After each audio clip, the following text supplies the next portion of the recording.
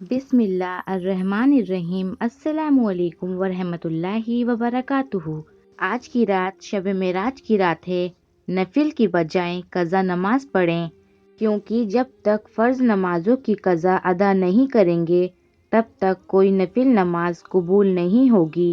جن لوگوں کے ذمے فرض و واجب نماز قضا ہیں اور وہ شب معراج، شب قدر، شب برات کی مبارک رات میں نفل نماز پڑھتے ہیں، ان کے لیے ضروری یہ ہے کہ وہاں نفل کی جگہ قضا نماز کو ہی ادا کریں، کیونکہ ان کا نفل نماز پڑھنا قبول نہیں کیا جاتا، جیسا کہ اعلیٰ حضرت امام احمد رضا خان رحمۃ اللہ تعالی علیہ فتاوی رضویہ شریف میں فرماتے ہیں، جو فرض نماز چھوڑ کر نفل میں مشغول ہوا اس کی سخت برائی آئی ہے اور اس کا وہ نیک کام مردود قرار پایا۔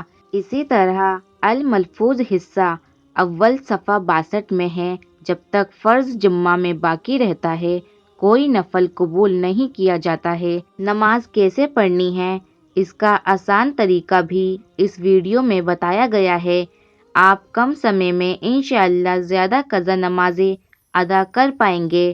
اس سے بہتر موقع نہیں ملے گا، کیونکہ بعد میں کام کاج کی وجہ سے قضا نماز کے لیے وقت نکالنا مشکل ہو جاتا ہے۔ عمر بھر کی قضا نمازوں کو ادا کرنے کا طریقہ۔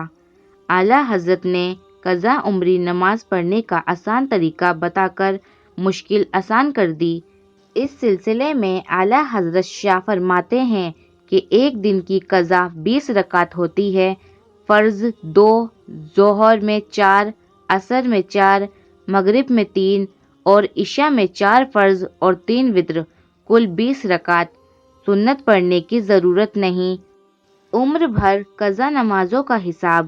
جس نے کبھی نماز ہی نہیں پڑھی ہو اور توفیق ہوئی اور قضائے عمری پڑھنا چاہتے ہیں تو وہ جب سے بالغ ہوا ہو اس وقت سے نمازوں کا حساب لگائے، اور تاریخ بلوغ یعنی بالغ ہونے کی تاریخ بھی نہیں معلوم تو احتیاط اسی میں ہے کہ عورت کی 9 سال کی عمر سے اور مرد کی 12 سال کی عمر سے نمازوں کا حساب لگا کر جلد پڑھیں، کم نہ پڑھیں۔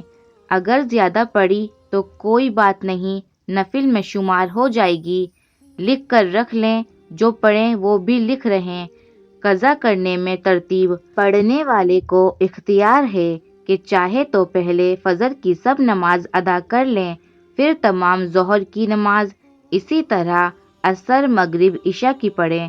قضا نماز باقی ہو تو نفل نماز قبول نہیں ہوتی۔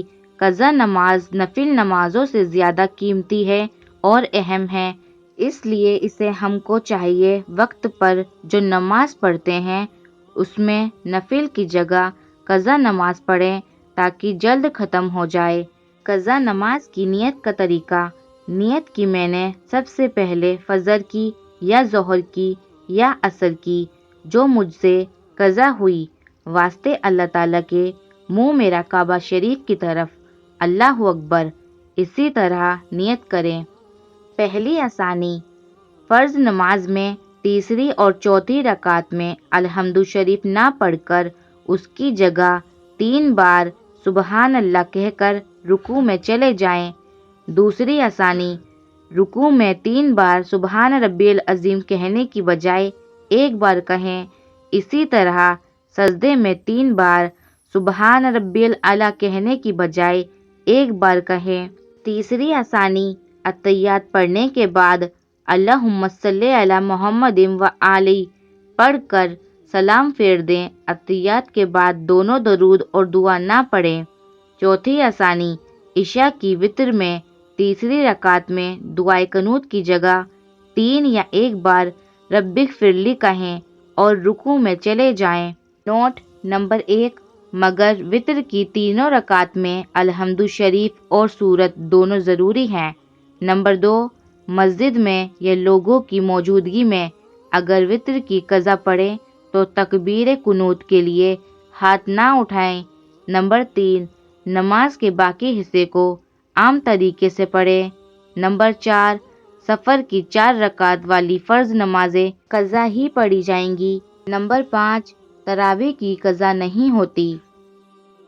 सूरज निकलने से लेकर 20 मिनट तक और सूरज डूबने के 20 मिनट पहले से सूरज डूबने तक कोई नमाज जायज़ नहीं। इसी तरह ठीक दोपहर जवाल के वक्त ये तकरीबन 40-50 मिनट होता है। इन वक्तों में किसी भी तरह की नमाज पढ़ना जायज़ नहीं। आज अक्सर लोग नमाज में पैंट या पजामे की मोरी पाइचे को लपेट कर चढ़ाते हैं, जो मकरूह तहरीमी है। हदीस पाक में है कि रसूल अल्लाह सल्लल्लाहु अलैहि वसल्लम ने फरमाया कि मुझे हुक्म दिया गया है कि मैं 7 हड्डियों पर सजदा करूं, पेशानी, दोनों हाथ, दोनों घुटने, दोनों पंजे, और ये हुक्म दिया गया है कि नमाज में कपड़े और बाल ना समेटें। इस हदीस पाक में साफ साफ कहा गया है कि नमाज में कपड़े का मुड़ा, समेटा या चढ़ा हुआ नहीं होना चाहिए। कुछ लोग नमाज में कुरान की तिलावत करते वक्त सिर्फ होंठ हिलाते हैं और आवाज़ बिल्कुल नहीं निकालते हैं। इस तरह पढ़ने से नमाज नहीं होगी। आहिस्ता पढ़ने का मतलब ये है कि कम से कम इतनी आवाज़ निकले कि कोई रुकावट यानी शोर ना हो तो खुद ही सुन लें। इस तरह नमाज की बाहर भी अगर कुरान पढ़ें तो खुद सुन लें।